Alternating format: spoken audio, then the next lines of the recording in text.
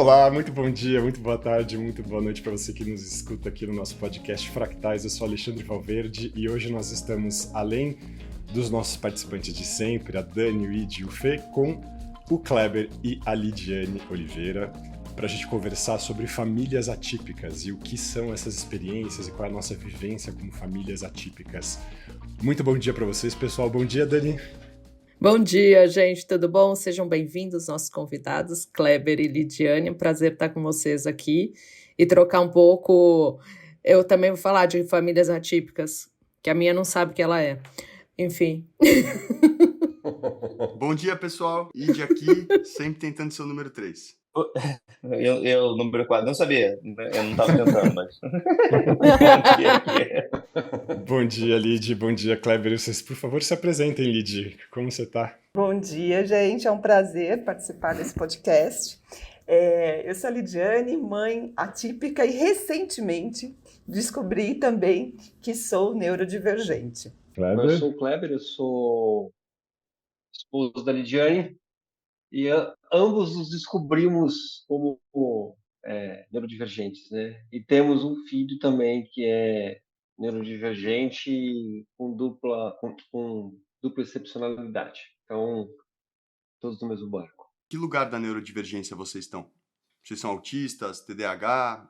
Qual que é? É um combo aqui, tem de tudo. Pode escolher.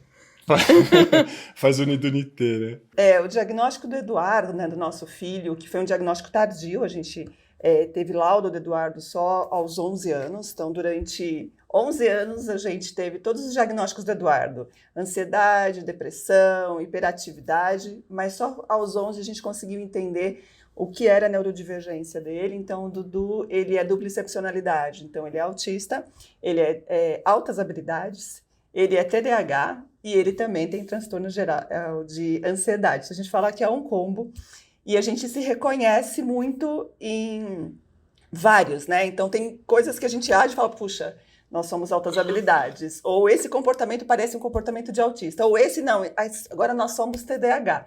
Então não tem assim muito um rótulo, mas a gente se percebe com essas características. Maravilha, isso é uma questão bem interessante, né, que a geração de vocês, quem está nos ouvindo não está vendo, mas a Lid e o Kleber da geração dos 40 anos, que é uma geração que está recebendo o diagnóstico agora, né, e eles comentam que o filho recebeu o diagnóstico tardio, que quem dirá da gente, né, com 40 e tantos anos nesse sentido. Eu já passei dos 50. Aí, tá conservador. Eu já passei dos 50. Pra quem não sabe também, essa questão, nós envelhecemos mais devagar que as pessoas neurotípicas. Isso tem a ver também com a questão do nosso colágeno, que a gente já tratou aqui em outros episódios. É verdade? Nossa, que bom, olha só. Eu tenho 100 anos. É que você descobriu tarde. Pois é. É que você descobriu tarde. Se tivesse descoberto mais cedo, você estaria com 20 anos ainda.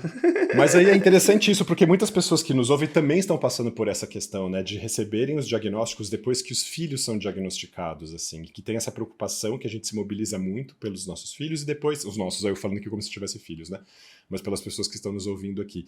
E depois recebe o diagnóstico da neurodivergência. E Lidy, você trouxe um ponto que eu acho muito legal, que é isso, assim, apesar do rótulo fixar uma fórmula que as pessoas tentam encontrar, se você é autista, você tem que ter essas e essas características, tal. Quando a gente está se observando, a gente não fica com essas fronteiras muito claras, as fronteiras são mais borradas mesmo.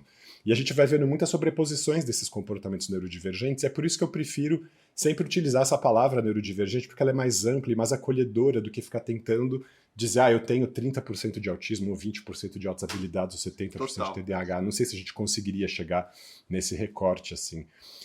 E eu queria ouvir um pouco de vocês isso, assim, como que é esse percurso e como foi para vocês perceber o filho de vocês e depois se perceberem nessa jornada de descoberta.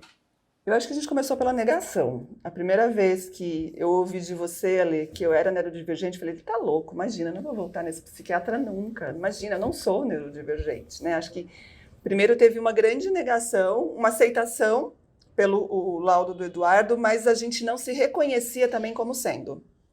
Então a gente não achava que a gente era. Mas à medida que o tempo vai passando, que a gente foi entendendo mais do que é esse campo da neurodivergência para ajudar o nosso filho, a gente foi se reconhecendo nos comportamentos, né? Então, o Dudu, ele tem um desafio muito grande na socialização. Então, muito grande no estar na escola, no manter as amizades, interagir, se fazer pertencentes aos grupos. E eu também era assim. Eu vivia num lugar de sofrimento horrível, eu odiava a escola. Para mim era um sofrimento bater o relógio às 7 horas da manhã, eu tinha que ir para a escola. E eu mesmo vivenciando esses desafios do meu filho, eu não me reconhecia como também sendo. Até que um dia a gente teve uma situação que o Eduardo ficou muito abalado por não ter conseguido conviver numa situação social em família. Teve uma crise enorme e eu me reconheci que eu já também tinha passado por crises como aquela.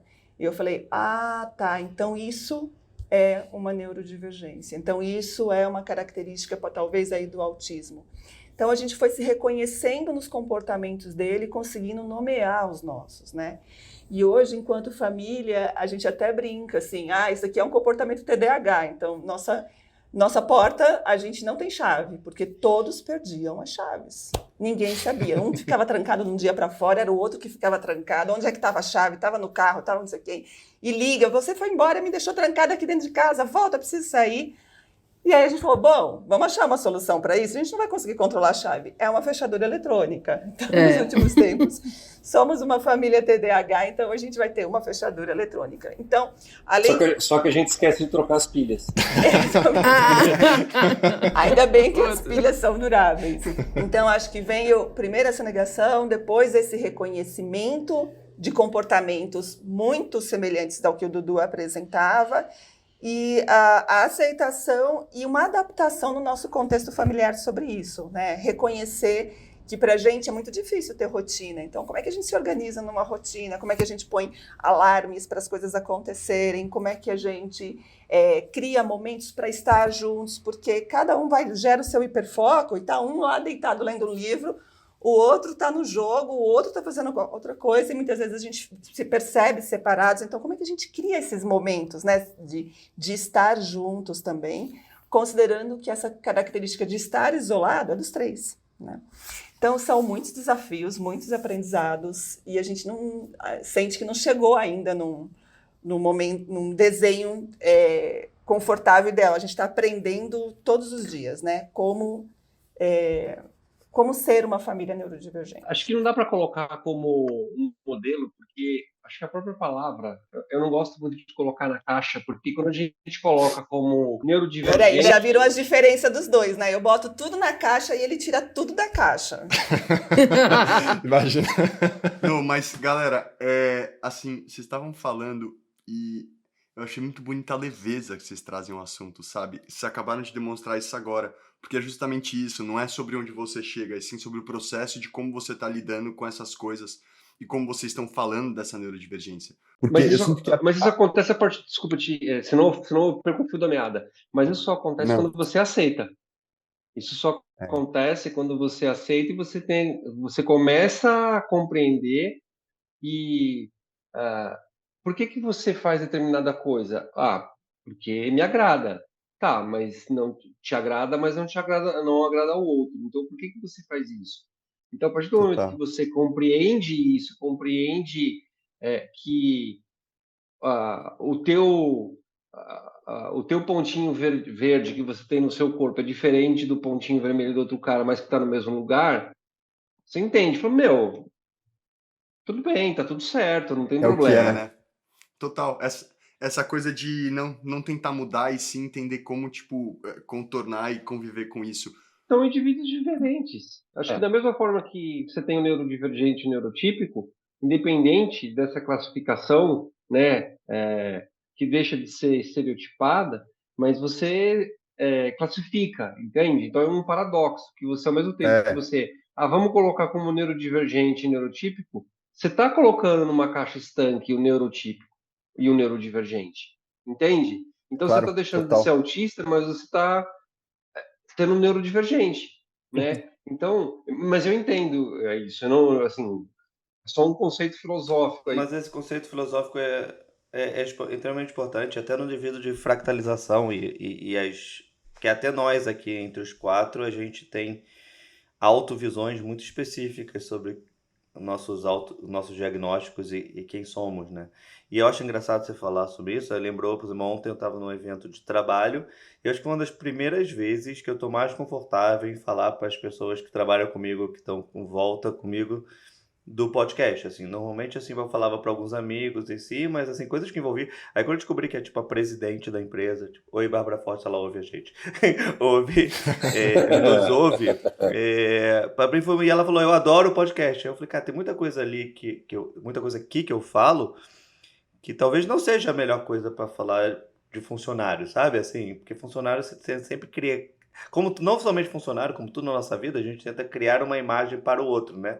E aqui a gente está num ambiente que a gente quebra essas imagens em prol de ajudar um monte de gente que acaba se encontrando aqui nas nossas estranhezas, nas nossas diferenças, e as pessoas se veem como iguais. Eu acho que isso de eu acho muito engraçado aqui nesse quesito de família que a gente está falando aqui.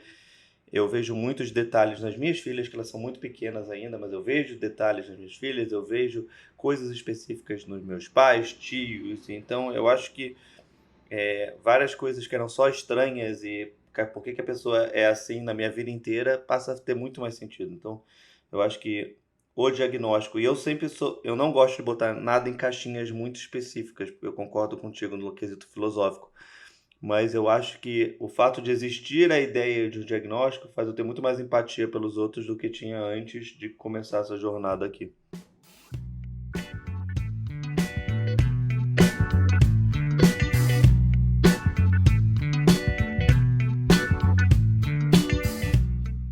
Ao mesmo tempo que ela rompe essa caixa, ela te coloca numa outra, né? Isso é muito doido, isso é muito maluco, né? Aí você estava falando dos comportamentos que você observa, né? E tudo começou porque um dia o Dudu ficou montando Lego por quase 7 horas, né, Lidiane? Uma tarde toda. Ele tinha o quê? 5, 6 anos, né? Nossa, o hiperfoco insano. Não, o hiperfoco absurdo. Ele nem parou para comer. Aí eu olhei assim, ele sentadinho no chão, tipo alheio. Tava em outro planeta. Aí eu falei pra Lidiane, eu falei assim, tem alguma coisa errada. Naquele momento a gente disse errado. Dizer errado. A gente fala errado, mas tem alguma coisa mesmo, diferente. bicho. É isso aí, pô. Tem que A gente falar. fala Era a errado. realidade A gente do momento, fala, pô. exato. Você mudou Porque por era, isso. É lógico. óbvio. Então aí a gente começou a juntar as pedras, né, desse quebra-cabeça chamado neurodivergência. Mas Então, veja só, o Dudu ficava 7 horas no hiperfoco e a gente achava super estranho o Dudu 7 horas no hiperfoco dele lá no Lego. Mas o Kleber ficava 12 vendo série. Aí eu falo, Mas eu sou do audiovisual. então, mas é o mesmo. É trabalho, o teu é trabalho. Exatamente, o nome disso é masking, tá? Eu juntava o prazer com o hiperfoco. Aí ninguém me tirava. E o meu era no trabalho, eu sempre fui super hiperfoco no trabalho. Então, a gente via no Dudu, mas a gente não reconhecia em nós, né? Então, a gente achava que isso... E a gente via, não sabia nomear o que era o Dudu, o que estava acontecendo com ele. A gente sabia que algo acontecia, tanto que ele começou o processo terapêutico aos 3 anos. Só aos 11 veio o laudo. Mas a gente via, reconhecia que algo estava estranho, que ele não era igual, ele não recebia convite para ir nas festas de aniversários da escola, ele ficava sozinho Se nos isolava no intervalos, né? E a escola também sem entender o que acontecia. Então, entender que algo é errado, estranho, porque é isso que a gente vê, é errado e estranho, né? Porque nós não somos iguais às outras famílias, é muito incômodo, não é confortável, porque a gente fica sempre no movimento de querer ser igual aos outros, querer fazer parte da maior parte, né? E não olha porque que nós somos uma parte importante, significativa, uma parcela significativa da população que tem muita dificuldade de dizer somos uma família neurodivergente, né? E o diagnóstico do Dudu, ele não abriu só para nós pais, ele se estendeu para toda a família. E a gente começou a perceber, aquele meu tio ali, ele é, certeza que ele é, né? E foi muito... psiquiatras da família. E para mim foi muito bonito o meu pai se reconhecer. Assim, isso me emociona, porque a gente viveu muitos desafios com meu pai. Meu pai é uma pessoa hiperativa, com hiperfoco, com muitos comportamentos esquisitos, assim, para que a gente, de um padrão de pai que a gente espera, assim, na infância. E só Mal-humorado. com muita oscilação de humor, etc. Mas assim, com muitas características. E eu nunca tinha pensado que meu pai podia ser uma pessoa neurodivergente, que meu pai podia ser uma pessoa altas habilidades. Meu pai tem até a 4ª série do ensino primário e meu pai tem uma inteligência absurda, as coisas que ele faz, que ele cria, que ele monta. E o meu pai, há muito pouco tempo, há uns 2 meses, chegou para a minha mãe, quase que em silêncio, e falou assim: eu acho que eu sou igual o Dudu. Eu acho que eu sou igualzinho o Dudu. Então, e meio Lidiane, de verdade. E eu tenho um puta medo de ser pai por isso, sabe? Porque eu acho que eu nunca vou conseguir. Nossa, eu tô emocionadíssimo ouvindo você, desculpa. Imagina. E assim, ele não falou para mim nem para as minhas irmãs, ele contou em segredo para minha mãe. E aí minha mãe me contou, claro, e aí eu falei: pai, o senhor se reconhece? O senhor se reconhece como Dudu? Ele não conseguiu dizer que ele se reconhecia, né? Mas para mim foi um lugar de acolhida e quase que de perdão do meu pai. Porque eu tinha muita mágoa, muita raiva de muitas coisas que meu pai tinha de comportamento com a gente. E que hoje eu olho e falo: isso certamente está associado a uma característica neurodivergente, que ele não teve a mínima condição de lidar. E a gente, enquanto família, sofreu demais com isso, né? Então entrou num lugar de perdoá-lo. Eu perdoo meu pai porque é uma condição que ele tem e muito do que ele foi, ele não tinha a mínima compreensão do que estava acontecendo, né? E me perdoo também muitas vezes como mãe. Comecei a me perdoar com isso, né? De olhar para as minhas ausências, o meu hiperfoco em trabalho, que virou um super vício. Como é que eu lido com isso com a maternidade? A culpa de ter um hiperfoco, mas ao mesmo tempo amar meu filho, querer ficar o máximo de tempo com meu filho, mas ser mais prazeroso estar no trabalho do que estar com ele naquele momento. Então, como é que eu lido? Como é que eu aceito essas condições e começo a lidar emocionalmente com isso, colocando aí, para mim, é muito importante colocar nos lugares, colocar na caixinha: isso daqui posso associar meu autismo, isso daqui eu posso associar um comportamento de hiperfoco, isso daqui eu posso associar ao TDAH, e entender que eu não tenho culpa por eles. Nenhum de nós tem culpa por isso. Eu queria trazer até com a sua fala, Lidiane, que eu também me emociono muito porque o meu diagnóstico também foi a partir do comportamento do meu pai, né, que não é diagnosticado, mas recentemente, inclusive, ele também está um pouco nesse lugar de se entender pelo trabalho que a gente vem fazendo, pela, de certa forma, catequização, né, que a gente... a fractalização que a gente vai fazendo. E, assim, uma vez eu li um livro que me marcou muito, que não tinha a ver com neurodivergência, mas dizia que, assim, quem tem nome tem dono. E eu fiquei pensando muito sobre isso e como a gente ter um diagnóstico nos coloca num lugar de acolhimento diferente. Mesmo não trabalhando nada, mesmo se eu levasse a minha vida absolutamente como eu levava antes do diagnóstico, só de saber aquilo, só de entender que aquilo era meu e aquilo tinha nome, vamos dizer assim, era um lugar de conforto absurdo. E o mesmo se deu para, além de mim, para as pessoas à minha volta, né? Com o meu pai, com a minha irmã, eventualmente com a minha mãe, com outros familiares, que eu comecei a reconhecer coisas que muitas vezes eu tratava como fraqueza, ou como, sei lá, coisas, por exemplo, essa dificuldade das pessoas tomarem uma atitude, né, para fazer alguma coisa, sair daquele hiperfoco, fazer coisas que precisam ser feitas, atividades às vezes cotidianas que precisam ser feitas, mas a pessoa não consegue. Você fala assim: o que está impedindo essa pessoa? Essa pessoa às vezes porque ela é muito preguiçosa, ou porque isso dá uma outra dimensão, né? Acho que é uma outra empatia que a gente tem, e isso acho que é uma das coisas mais importantes do diagnóstico. E nós, como pais, sim, e o Kleber vai poder corroborar aqui comigo, a gente julgou muito o Eduardo. A gente julgou, a gente pressionou, a gente violentou o Eduardo nos comportamentos que ele tinha, né? Então, isso é muito difícil, porque a gente não aceitava. Como assim ele não lembra de escovar os dentes? Impossível, né? E eu, como mãe, sempre mais permissiva, e o Kleber tinha uma postura muito mais dura com o Eduardo, né? De brigar mesmo. Até que a gente entendeu que ele precisa de um bilhetinho lá no espelho do banheiro, que ele tem que escovar os dentes todo dia. E que a gente tem que lembrar ele todo dia. Mas até aí, ele sofreu muitas violências. Nós violentamos o nosso filho. Mas o mundo é violento também, sabe, Lidiane?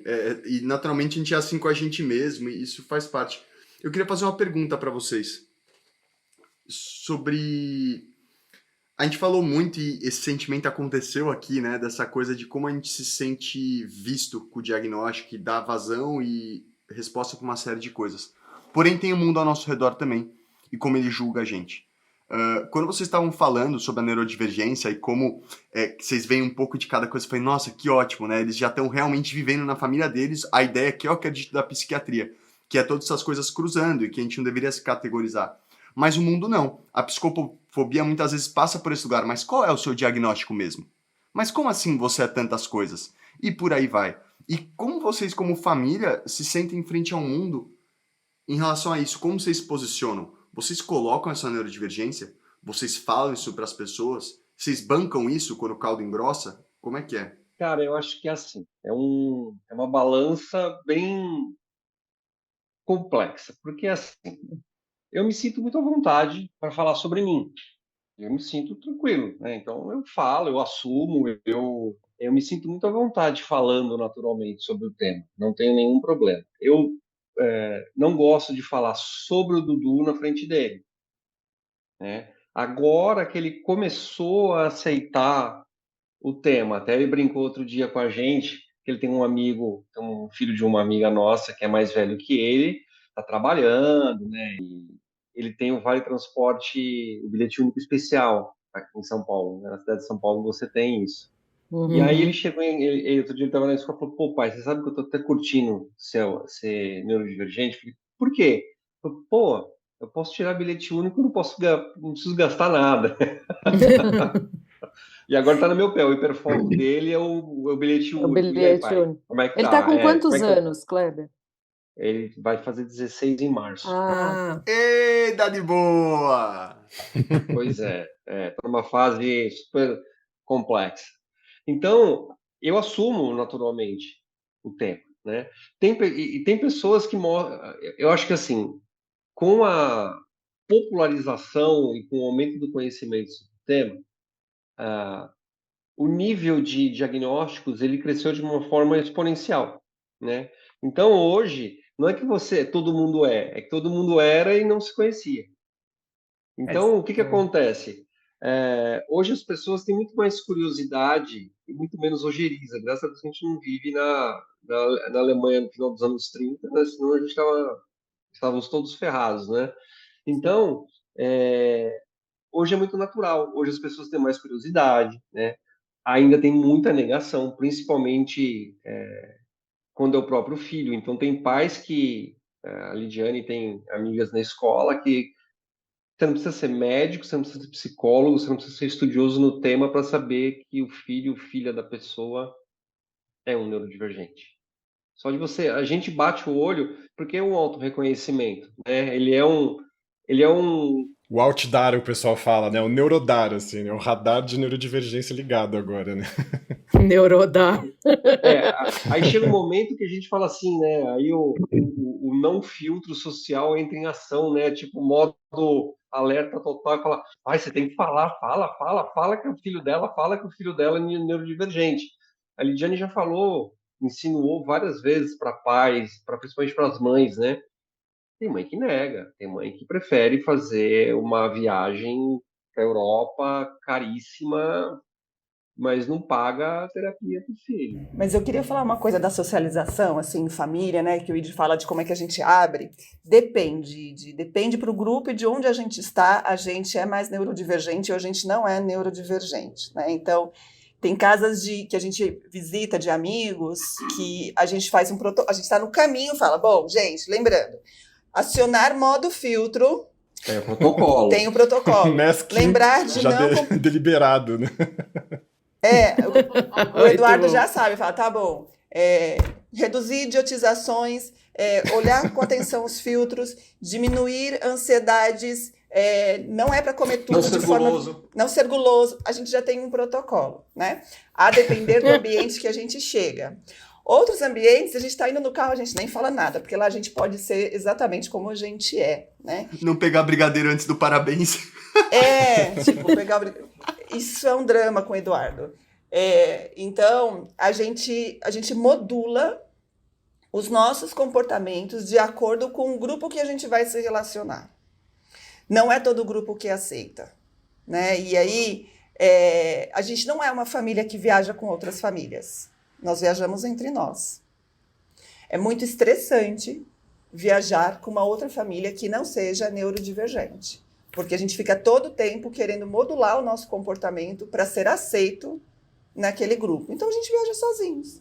Irado. S2 demais, velho. Nossa, que bom que vocês têm uns aos outros, porque tá sozinho nisso é difícil. Eu tô no mundão agora, a Mariana tá longe, eu vou falar pra vocês, galera. Adotado aí. Exatamente. Tá difícil, né? Quer viajar com a gente? A gente... Depende, não sei, a gente tem que estabelecer as regras. Mas Não, eu não gosto de pessoas, cara. Eu gosto de viajar sozinho, eu não gosto de gente. Eu super entendo. Mas se a gente se cruzar de maneira espontânea, vai ser maravilhoso. É aí que mora a beleza da coisa, né? De estar com gente neurodivergente. Porque esses cortes repentinos não são tão doloridos. Eu super entendo. Tipo, corta, tchau e benção. Vida que segue. Veja isso dentro da vida do Eduardo, um adolescente de 16 anos que precisa estar em grupo e não consegue os seus grupos, né? Se a gente, enquanto família, adultos, tem essa dificuldade e consegue ir regulando com quem que a gente se relaciona, e não é com todo mundo que a gente consegue se relacionar, porque o grau de estresse que a gente fica de ter que estar moldado para estar num ambiente, é melhor não estar nele, né? Eu fiz um movimento com o Eduardo depois dessa crise de ele não ter conseguido socializar dentro de um grupo, e eu passei a buscar outras mães com filhos adolescentes também neurodivergentes, e a gente formou um grupo para que eles possam conviver. O maior desafio não são os filhos, são as próprias mães, que também não se reconhecem como neurodivergentes e também têm todas as suas questões, mas a gente não consegue com a frequência que eu gostaria que eles tivessem essa convivência, mas eu consigo. Então, eu falo que eu simulo as situações sociais para o Eduardo, né? Então a gente combina entre as mães, aí a gente junta os filhos, aí eles fazem uma atividade, uma interação, ou vão na Liberdade, ou vão num show, enfim, fazem uma atividade social, mas a gente sabe que dali, no dia seguinte, eles já não vão mais se falar pelo WhatsApp. Mas é uma simulação porque não estar na vida social para um adolescente é muito doído. Eu sei a dor que eu senti por não pertencer a nenhum grupo. Eu nunca conseguia pertencer a nenhum grupo na adolescência, né? E eu vejo isso no Dudu. Então, a gente também faz simulações, né? Junta isso, que o que deveria ser natural dentro da adolescência, para que ele possa se sentir pertencente aos grupos. E, de fato, ele faz amizade com estes meninos, né? E menino só tem uma que é menina, porque a maior parte são todos meninos. E ele se sente bem. Aí outro dia ele falou assim pra mim, nas férias, ele falou, nossa mãe, que estranho, né? Tá todo mundo querendo sair comigo? Todo mundo mandando sair. Porque eu fui fazendo a agenda dele, eu falei, que legal, filho, é isso mesmo. As pessoas, né, estavam socializando. Mamãe passou mel em mim. Oi? Mamãe passou mel em mim. Eu sei exatamente como é esses dias. Parece que, tipo, Deus olhou pra você e falou, hoje vão te aceitar. Plau. E aí depois essa semana inteira não.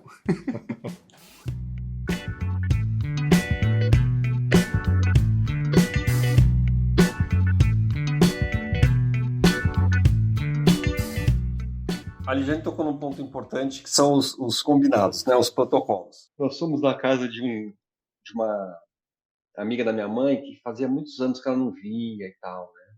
E os filhos dela também faziam, sei lá, 30 anos que eu não os via. Ela tem 4 filhos e tal.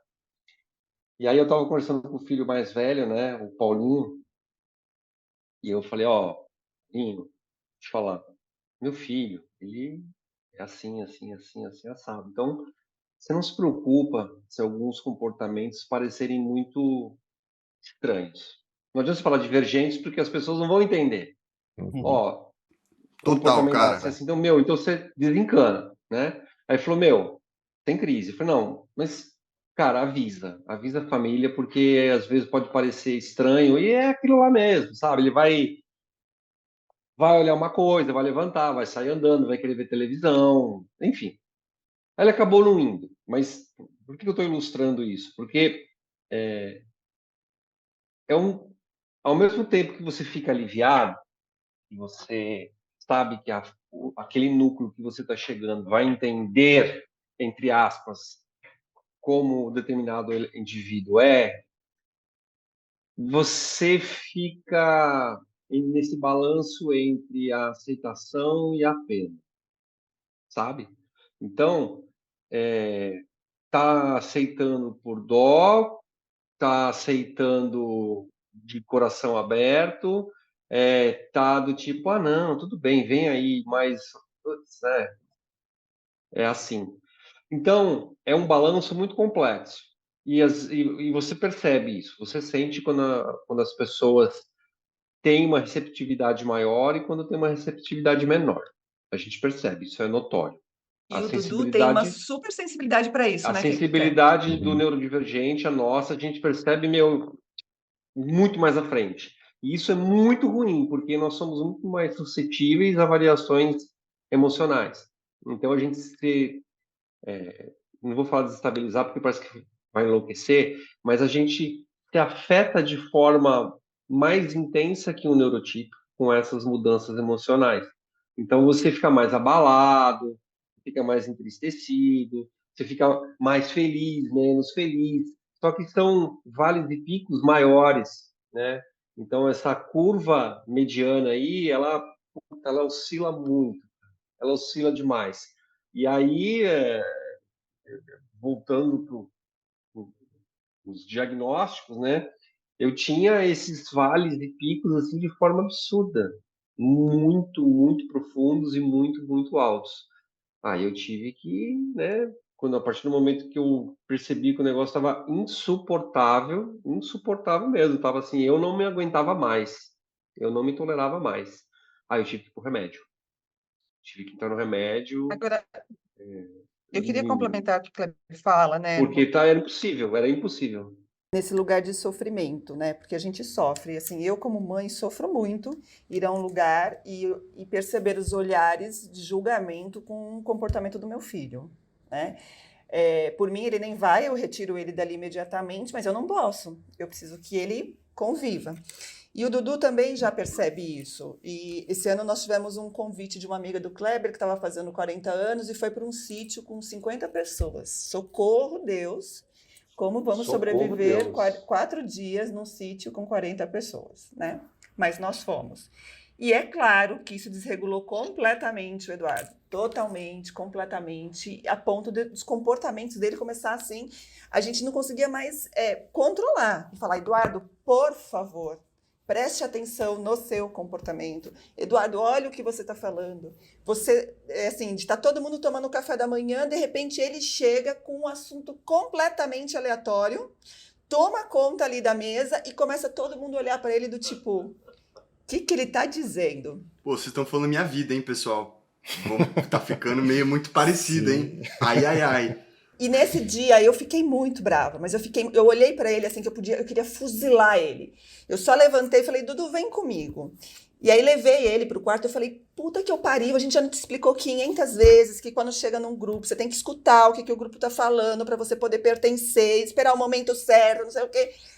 Aí ele falou assim, mãe, eu falei, as pessoas ficaram te olhando com julgamento. Ele falou, o problema está em você e no seu incômodo das pessoas me julgarem. Eu não estou incomodado com isso. É você que quer que eu tenha um comportamento... Ah, não, você tá brincando, Lidiane, que ele te falou isso? Eu falava isso pra minha mãe, cara, tô falando sério, essa situação acontecia, eu virei e falava assim, o problema são eles que estão perdendo... Que doideira, bicho. Não sou eu, é você que está julgando, é você que está me julgando. Então, nossa, eu tive uma crise de choro, de raiva, de choro, de tudo, e pedi perdão para ele. Falei, é verdade, sou eu que não quero que as pessoas te julguem, né? Mas ele estava sendo ele. E depois a gente chegou a conclusão que era desculpa melhor te não ter ido cortar. na festa, sabe? Porque foi Mas então, na verdade era o contrário. A conclusão devia ter sido que deveria ter ido pra festa. Esse que é o ponto pra mim. Porque, tipo assim, aí, sabe o que você tá falando das outras mães? E aí esse risco ocorre com todo mundo, assim. Vocês não podem virar essas outras mães. Tipo assim, vocês estão protegendo ele da onde ele não quer nem ser protegido, entendeu? Tipo, isso é muito difícil.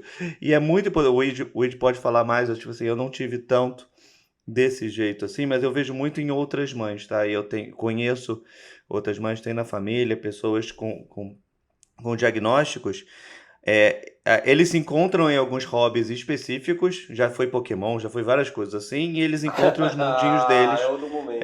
Eu acabei de baixar o jogo novo do Já teve os Pokémon, mundinhos inclusive. deles, e aí, tipo assim, ninguém mais quer falar do Pokémon, sabe? Mas ele quer, e ele acha o grupo dele do Pokémon e Achou? funciona. E tipo assim, as pessoas se acham em pequenos grupos, aí pode ser futebol, pode ser qualquer vício que eles tenham.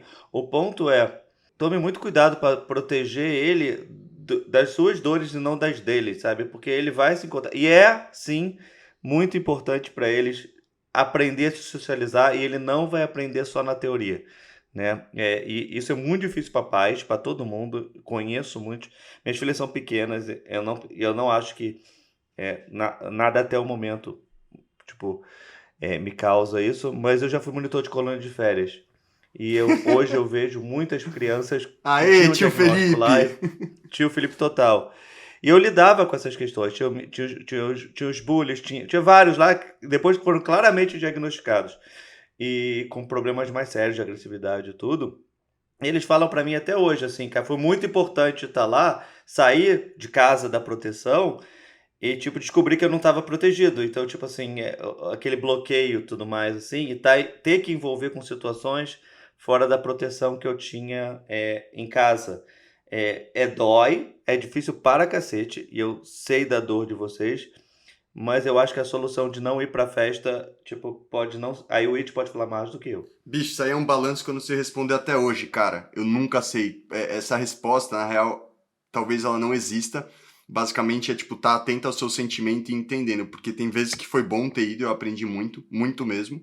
E tem vezes que eu simplesmente não deveria ter ido. Foi um erro massivo achar que eu ia enfrentar o mundo e ia conseguir ser o super-homem que, tipo, vai tomar porrada e aprender com as minhas feridas. Porque isso é uma ideia estúpida também. Mas ela existe, então eu não sei essa resposta de verdade. Isso eu falo, tá? Não tem problema nenhum. Final de semana, foi aniversário da minha sogra. Pô, 70 anos. E família nordestina. Então, não tem 5, 6. Gigante. Tem 40, tem 30, né? E aquela falação o tempo todo. Todo mundo falando alto, música, comida. Meu, o nordestino faz comida assim, tipo, você comer um ano, né? E sábado à noite, nós estávamos lá no sítio dos meus sogros, sábado à noite, cara, eu não tinha lugar para ficar, porque a minha cabeça, ela tava. Eu sentia o meu cérebro se liquefazendo, sabe, se desmanchando. Assim, eu não aguentava mais. Eu queria, lógico, eu não estava mal-humorado de ir embora e tal, mas eu estava tão incomodado porque eu vou ficando cansado, eu vou ficando cansado, eu vou ficando cansado, eu fico exausto. Eu fico exaurido completamente. Mas a gente também já fez mecanismos, tem combinados para isso, né? A festa vai durar 12 horas, então a gente vai na 7ª hora da festa. Nossa, Curte, que da vai hora. Eu ter faço momento. exatamente a mesma coisa, pessoal, com a Mariana. Quando a gente vai sair, eu falo, vai durar até tal hora. A partir de tal hora eu tenho carta branca pra falar, vamos embora. Combinado? Combinado. Então, a gente vai regulando um pouco isso, né? A minha família, amo estar com eles, mas eu, por muito tempo, não entendia o que eu sentia, que eu me sentia confusa, e aquele barulho me dava irritação. Depois é que eu fui entender que isso estava associada a uma condição. Mas a gente já sabe que não dá para ficar uma semana com 30 pessoas dentro do sítio, né? Então, a gente vai... O conhecer e respeitar a nossa condição nos permite a tomar essas atitudes de autocuidado, de amor, né? De aceitação. Porque antes... E aí, você sabe, eu era a fresca. A Lidiane é muito fresca. Nossa, a Lidiane é muito chata, muito cheia de mimimi. A Lidiane é fresca. E eu me sentia culpada por eu ser fresca, por eu não querer estar às 30 horas lá com todo mundo, como estava todo mundo. Mas hoje eu não sou fresca, é uma condição. E para o meu bem-estar, eu quero estar 7 horas, eu não quero estar às 30. Irado, Lidiane. Você não é fresca, tá? Eu também não sou fresco, ninguém aqui é fresco. Antes de vocês entrarem, quando a gente tava falando um negócio, eu até falei, galera, eu vou começar a falar um negócio pra vocês e eu vou pedir uma coisa. Não usem a palavra frescura, por favor. Que Não, eu Ninguém usa sempre essa fui palavra muito... aqui, A minha né? seletividade alimentar era frescura, né? Era frescura. Deixa ela 3 dias no deserto, né? Escutava das minhas tias. Deixa ela no deserto 3 dias sem comer para ver se ela não come. Então, assim... A ideia do, tipo, de tomar porrada pra fortalecer, né? Isso é um exemplo de como isso não para de pé. Então, acho que a gente ir fazendo estas proteções, esse auto-amor, esse autocuidado, e saber que não é culpa minha. Porque eu me culpava, né? É culpa minha, né? Puxa, tá todo mundo lá nas 30 horas de festa, eu só tô 7. Por que eu sou tão fresca? Pô, mas 30 horas de festa, até eu que amo festa. Mas 30 horas combinadas. Eu sei. Você falou agora, Lid, você ficava se perguntando os porquês, e eu ia falar justamente duas coisas da conversa de hoje que eu notei muito, assim. Acho que a diferença do diagnóstico, inclusive o trabalho que a gente faz aqui, é não ficar tentando elucidar os porquês dessas coisas, mas desdobrar os comos. A gente está muito mais atento ao como essas coisas se produzem em cada um de nós, e o como de cada um é diferente, o como a neurodivergência de cada um se dá e se processa. E acho que é isso que dá a força dos nossos discursos aqui. As pessoas se reconhecem porque elas vão se reconhecendo nos seus comos, não nos seus porquês. E acho que isso faz uma diferença muito grande, porque aí no como você encontra a sua aceitação, você encontra o seu fluxo, você encontra maneiras de saída, né, de emergência, saídas protocolares, o que quer que seja, assim. E acho que é uma diferença muito grande. O diagnóstico das neurodivergências coloca a gente nessas caixinhas dos nossos comos, como a gente funciona. E aí, uma outra coisa em relação a isso, que tem a ver com essa coisa da frescura, ou entender isso como uma característica de uma condição, eu gosto de falar essa frase: quando falta a clínica, entra a moral. Então, quanto mais atento a gente é a compreender que uma pessoa funciona daquele jeito, ou a sua revelia, ela não controla aquilo, ela não faz aquilo porque ela quer, ela faz aquilo porque ela só pode fazer aquilo daquele modo, daquele jeito. E a gente entende que aquilo é uma condição clínica, a gente deixa de ser moralista e deixa de ter uma atitude moralizante. E hoje a gente falou várias vezes dessa dimensão, que quando faltava a compreensão clínica, entrava o julgamento moral.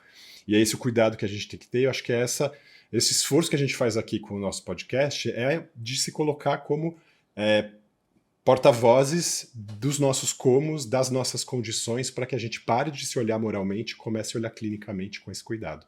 Isso é fácil, Ale, para nós. Uhum. Que hoje nos entendemos como somos e para as outras pessoas que se entendem como são, né? Então a gente já não tem mais esse julgamento moral, porque a gente teve a oportunidade e se permitiu conhecer os porquês e como fazer os comos, né? Então, existe uma questão que higienista, sabe? Então, essa condição higienista faz com que... Hoje está muito menor isso, né? Mas há 20, 30 anos, o autista estava condenado. Ou você sucede muito sendo diferente, ou você tá ferrado. Porque é isso, cara. O mundo é pautado por lucro, meu caro. E é mais fácil lucrar com coisa que é igual e simétrica. É muito mais fácil controlar e fazer dinheiro com isso. Assim, hoje com o avanço, né, do diagnóstico, da ciência e tudo mais, a gente tem muito menos problemas. Não digo que não tem problemas, a gente tem muitos problemas ainda, né? Eu lembro que nas corporações que eu trabalhei, eu sempre batia nessa tecla. Eu já tinha o conhecimento. Falei, tá, o que a gente faz para incluir, para ser uma corporação diversa? Como é que a gente inclui os neurodivergentes? Porque o neurodivergente não é só o TEA. Neurodivergente, é um espectro onde o espectro do TEA está ali, é um tracinho, né? O espectro do neurodivergente, ele é 720 graus aí. Sim, são os TDAHs, as altas habilidades, tudo no plural, né? Porque não tem só um tipo de alta habilidade, não tem só um tipo de TDAH, é tudo As espectral, bipolaridades, né? As esquizofrenias, também é legal falar desses. TGA, né? Que o Dudu tem o TGA. Então, o TAG. Como é que você insere isso? Uhum. Hã? Transtorno de ansiedade generalizada. Você falou TGA, a sigla é TAG, TAG. É que você falou TGA.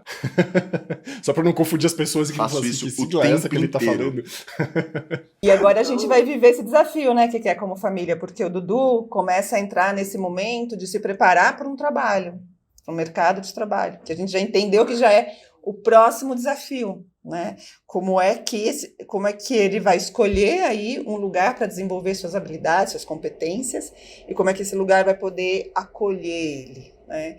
Então ele passa por todas as profissões, ele já falou que ele quer ser, mas ele sempre escolhe profissões que ele tem um trabalho individual e não coletivo. Individual.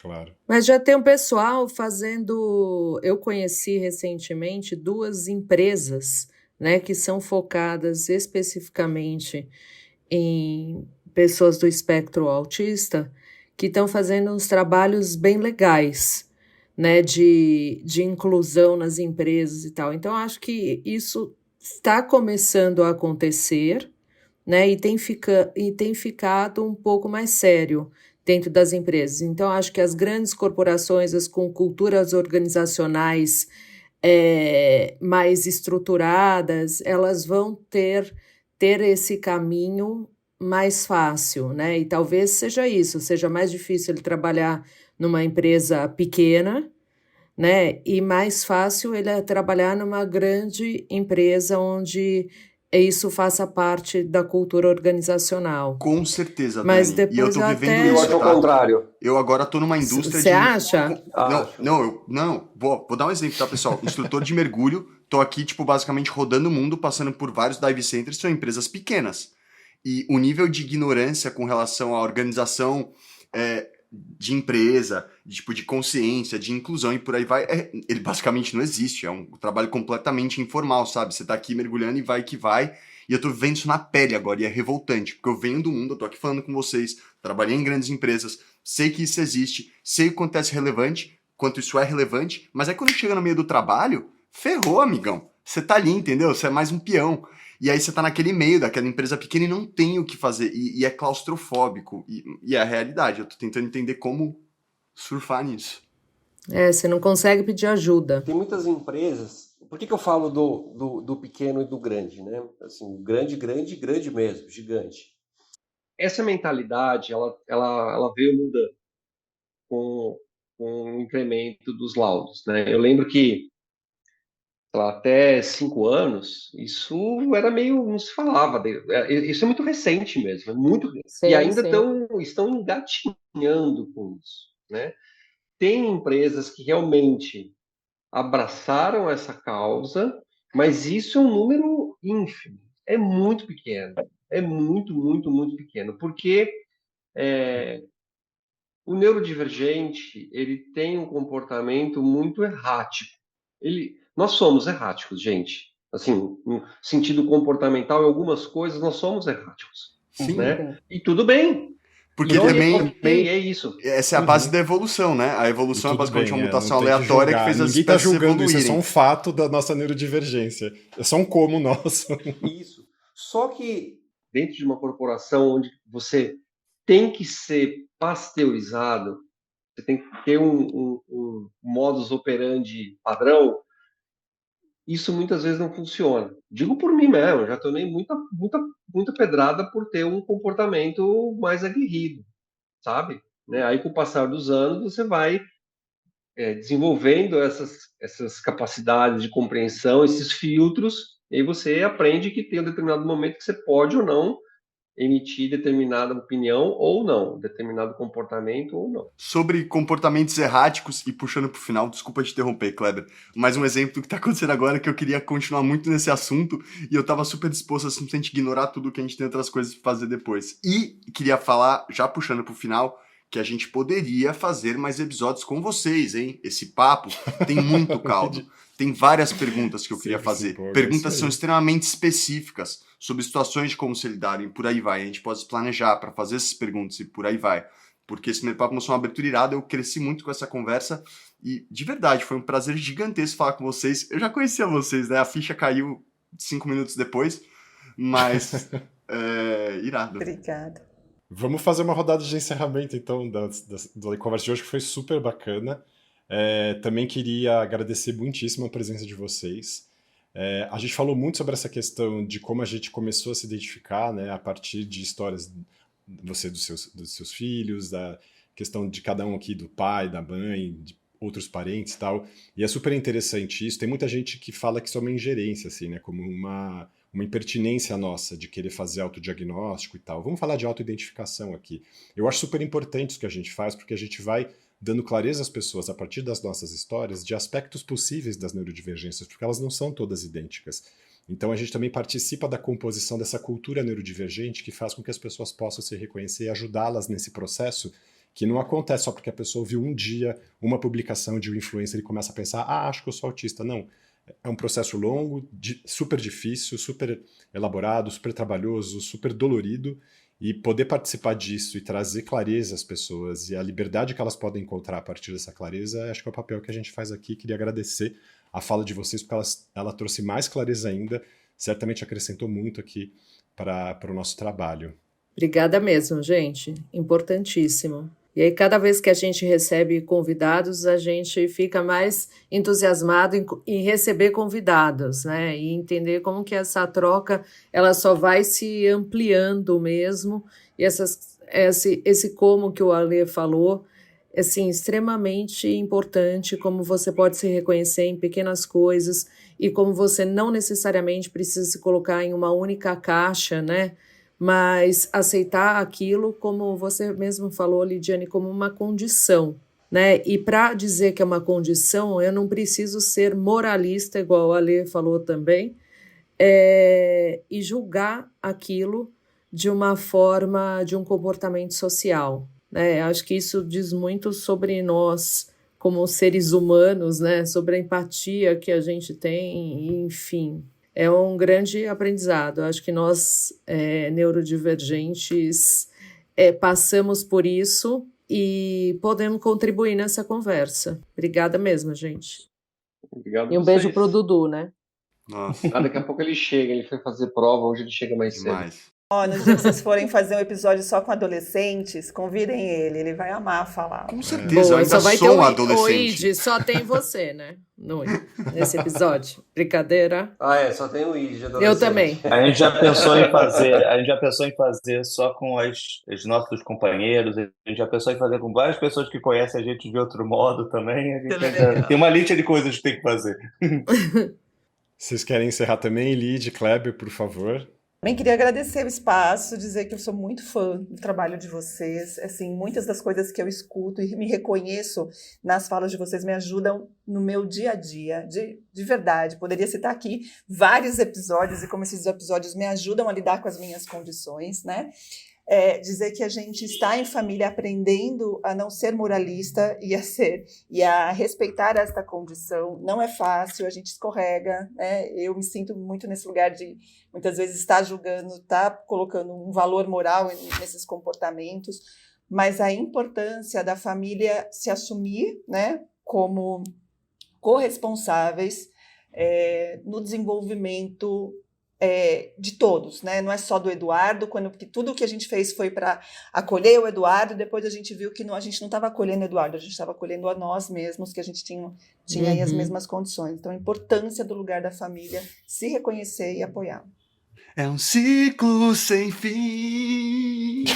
O Id sempre faz uma A musiquinha do Id final, A boa, musiquinha tô intrusiva. adorando. Fala, Kleber. Não, obrigado pelo convite, né? Eu sou fã do trabalho de vocês, eu gosto de falar muito sobre o tema, eu gosto de conversar e discutir sobre o tema. E se vocês precisarem, quando precisarem, a hora que precisarem, é só assoviar que eu marco presença. Eu adoro falar sobre o tema. Com certeza. Não, vai rolar episódio 2. Inclusive, você falou assoviar, quando eu quero chamar alguém, eu não chamo mais nome, eu faço Aí a pessoa... Então, Fê, você, por favor, você não quer terminar com Eu não tenho essa sonoridade caprichada do Id, mas eu falo Id, se você quiser. Aí.